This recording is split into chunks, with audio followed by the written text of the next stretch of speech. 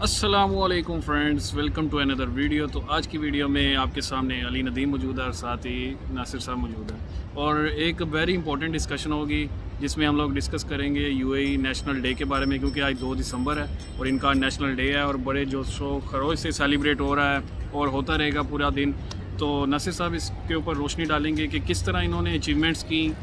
51 years of achievements, slow and steady win the race वाला scene हुआ है, क्योंकि स्टेप बाय स्टेप इन्होंने इतने बड़े बड़े एम्पायर्स बिल्ड किए हैं। तो नासिर साहब से स्टार्ट करते हैं। जी नासिर साहब, थोड़ा सा आप रोशनी डालें इसके बारे में कि कैसे इतना ये रेगिस्तान था, रमल था, तो क्या से क्या बन गया हमारे देखते देखते 51 ईयर्स में ही। बहुत बड़ी अचीवमेंट है मेरे ख्याल से, मिडल ईस्ट में इससे बड़ी अचीवमेंट और किसी के गल्फ कंट्रीज ने नहीं की। तो आप थोड़ा सा बताएं। तो मैं इस पे पहले ये बात करूँगा कि एक तो ये है कि यूएई जो इनका इंडिपेंडेंट डे था, जो आज़ादी का दिन था, वो कब से स्टार्ट हुआ है। वो 1971 से स्टार्ट हुआ, जब इन्होंने ब्रिटेन से अपनी आज़ादी हासिल की और उससे आगे इन्होंने अपनी प्रोग्रेस का जो सफ़र है वो स्टार्ट किया। तो ये जो इनके फोर फादर हैं शेख ज़ैद, उनकी सरबराही में ये काम शुरू हुआ और आज इनको तकरीबन 51 ईयर कंप्लीट हो गए हैं।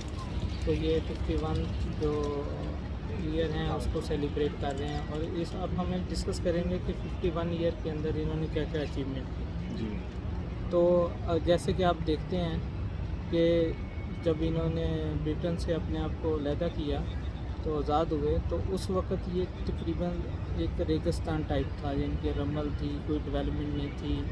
लेकिन आज अगर आप देखें तो ये दुनिया का सबसे सेफेस्ट और टूरिस्ट प्लेस बन चुका है। जी जैसा कि आपको अली भाई दिखाएंगे बैक साइड पे ये टावर्स वगैरह बने हैं, तो ये एक इनकी अचीवमेंट है।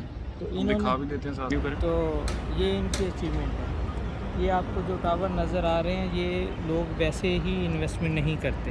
ये इसकी इन्वेस्टमेंट के पीछे एक बैकग्राउंड होता है कि लोग पहले जब भी कोई इन्वेस्टमेंट करने जाते हैं तो सबसे पहले वो ये चेक करते हैं कि क्या कि ये मुल्क जो है इन्वेस्टमेंट के काबिल भी है कि नहीं है।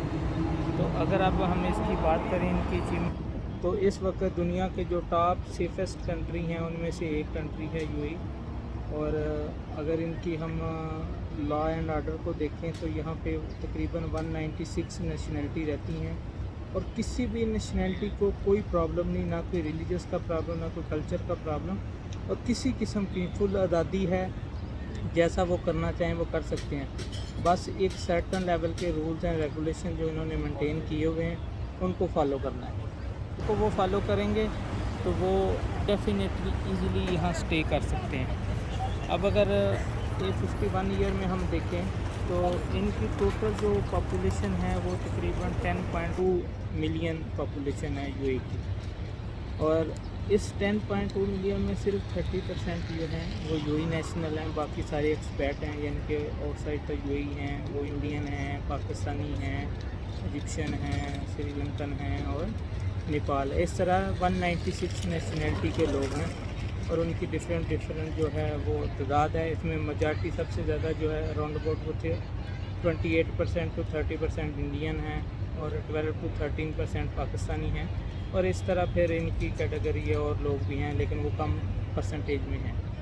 सबसे ज़्यादा परसेंटेज जो वो इंडियन की और दूसरे नंबर पे पाकिस्तानी की।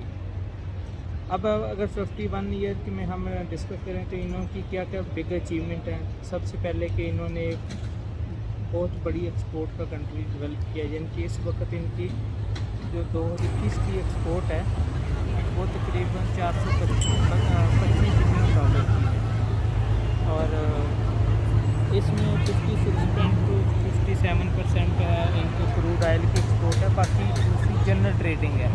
तो ये भी एक बहुत बड़ी यानी कि एक्सपोर्ट है जो तकरीबन 180 या 190 बिलियन डॉलर की है, जो ऑयल के अलावा इनकी एक्सपोर्ट है।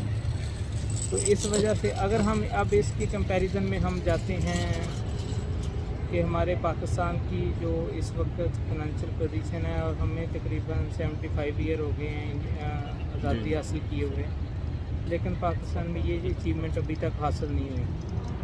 अब अगर हम पाकिस्तान की बात करें तो पाकिस्तान तकरीबन 220 मिलियन का जिनकी पॉपुलेशन है, और लेकिन हमारी एक्सपोर्ट जो है वो अभी $31 बिलियन की है। कुछ भी नहीं है ये तो। कुछ भी नहीं है, क्योंकि अगर हम कंपेयर करें तो जो ऑयल के अलावा, चलो ऑयल तो हमारे पास उतने रिसोर्सेज नहीं जी। हैं, लेकिन ऑयल के अलावा भी हम देखें तो हमारी इनकी तकरीबन वो $180 बिलियन की बनती है और हमारी वो भी नहीं बनती, हमारी सिर्फ 31 बिलियन की, जो भी दिन ब दिन नीचे जा रही है। उसकी मेन वजह जो है ना, वो हमारा एक तो कंट्री जो है उसकी गवर्नेंस नहीं है अच्छी, पॉलिटिकल पॉलिटिकल इंस्टेबिलिटी है, लॉ एंड ऑर्डर इतना अच्छा नहीं है, इन्वेस्टर को कॉन्फिडेंस नहीं है, और इस वजह से ये चीज़ें जो हैं, और जो कि इधर यूएई में ये चीज़ें सब अवेलेबल हैं, जी। लॉ एंड ऑर्डर अच्छा है, गवर्नेंस अच्छी है, इजी टू स्टार्ट बिजनेस है, तो ये जो इजी टू डू बिजनेस है, ये सबसे बड़ा फैक्टर है कि लोग इन्वेस्टर जो है इस तरफ अट्रैक्ट होते हैं। सही हो गया। तो ये मेन थिंग है जो कि इन्होंने 51 ईयर में अचीव की हैं, जो कि हम पाकिस्तानियों ने अभी तक 75 ईयर में भी अचीव नहीं कर सके। इनका जो पासपोर्ट है वो दुनिया के स्ट्रॉन्गेस्ट पासपोर्ट में से एक है, और हमारा शायद वर्स्ट पासपोर्ट पासपोर्ट है, जो लास्ट 5-6 कंट्री आते हैं उनमें से हम। तो ये सारी चीज़ें डिपेंड करती हैं आपकी लॉ एंड ऑर्डर और फाइनेंशियल पोजीशन पे। जी।